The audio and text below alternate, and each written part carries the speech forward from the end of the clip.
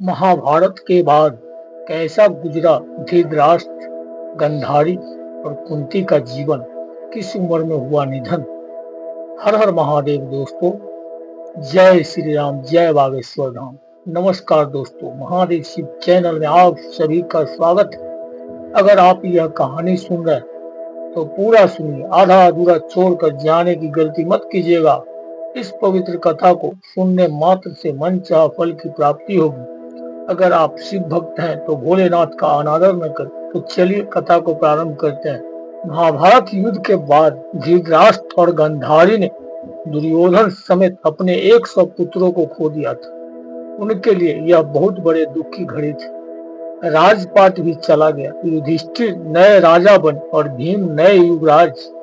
इस नई स्थिति में वह बहुत दुख और उपेक्षित महसूस करने लगे। भीम तो मौके बेमौके उनका अपमान भी कर रही थी।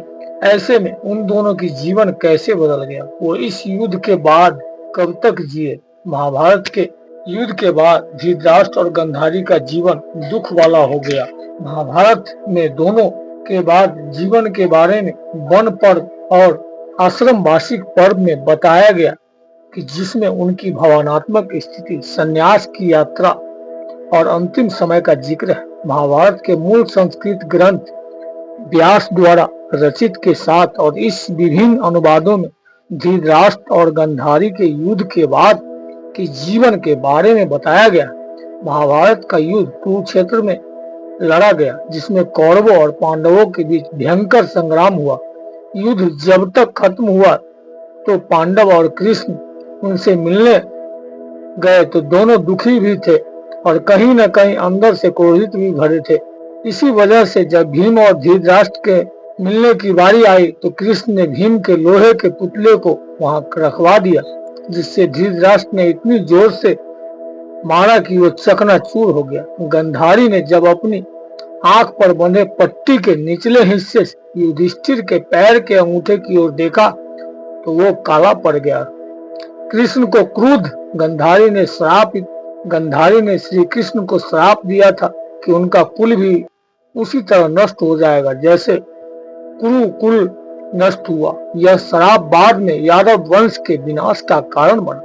हालात ऐसे थे कि धृतराष्ट्र और गांधारी कहीं जा भी नहीं सकते थे। अंदर से पांडवों के साथ रहने का उनका मन भी नहीं था। महाभारत कहती है कि दोनों ने महल छोड़कर जाने का निर्णय किया तो युधिष्ठिर ने उन्हें रोक लिया, सम्मान भी दिया, उन्हें रहने के लिए महल और सेवक सेविकाएं दी।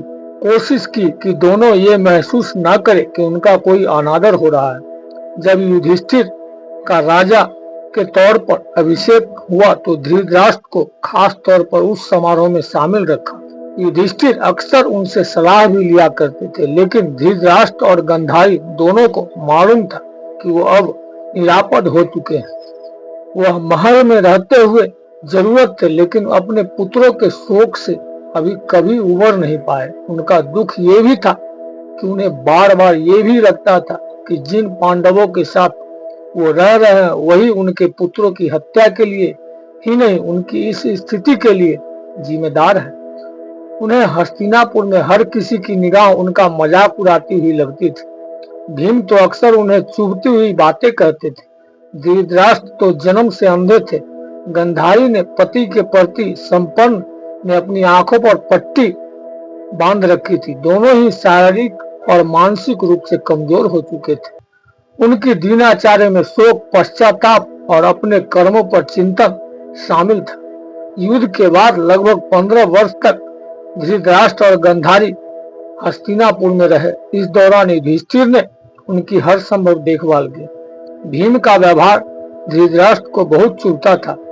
भीम दुर्योधन का सबसे बड़ा शत्रु था। कभी कभी अपने कटाक्षों से धृतराष्ट्र को उनके पुत्रों की मृत्यु की याद दिलाता था।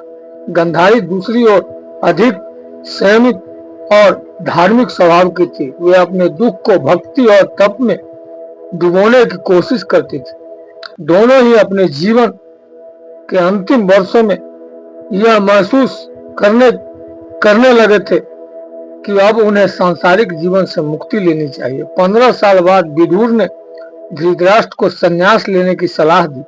महाभारत के आश्रम वार्षिक पर्व के अनुसार युद्ध के 15 वर्ष बाद धृतराष्ट्र ने युधिष्ठिर से वन में जाने की अनुमति मांगी। वे अपने जीवन के अंतिम समय को तप और प्रायश्चित में बिताना चाहते थे। गांधारी ने भी उनके साथ जाने का फैसला किया।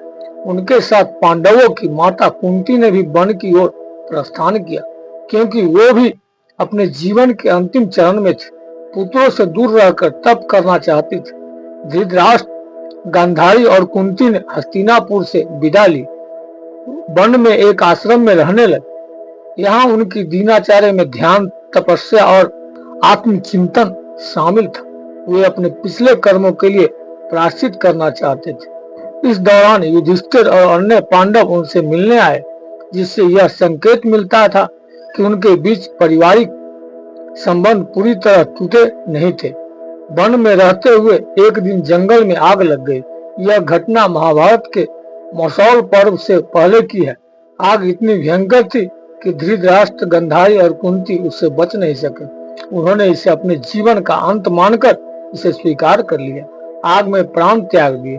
उनकी आयु के बारे में महाभारत में स्पष्ट उल्लेख नहीं है, लेकिन अनुमान के आधार पर कुछ विद्वान मानते हैं कि युद्ध के समय धृतराष्ट्र लगभग 70 से 80 वर्ष के रहे होंगे, क्योंकि उनके पुत्र दुर्योधन की आयु उस समय 30 से 40 वर्ष के आसपास थी। युद्ध के बाद 15 वर्ष और जीवित रहने के कारण उनकी मृत्यु के समय आयु लगभग 85 से 95 वर्ष के बीच हो सकती है। गांधारी, जो धृतराष्ट्र के कुछ वर्ष छोटी थी, आयु की लगभग 80 से 90 वर्ष रही होगी। वीडियो को बोलते समय कोई त्रुटि हुआ हो तो मैं क्षमा चाहता हूँ। उम्मीद है वीडियो अच्छा लगा है। महादेव के सच्चे भक्त हैं तो कमेंट में लिखे हर हर महादेव। मिलते हैं अगले वीडियो के साथ। जय श्री राम, जय बागेश्वर धाम, हर हर महादेव।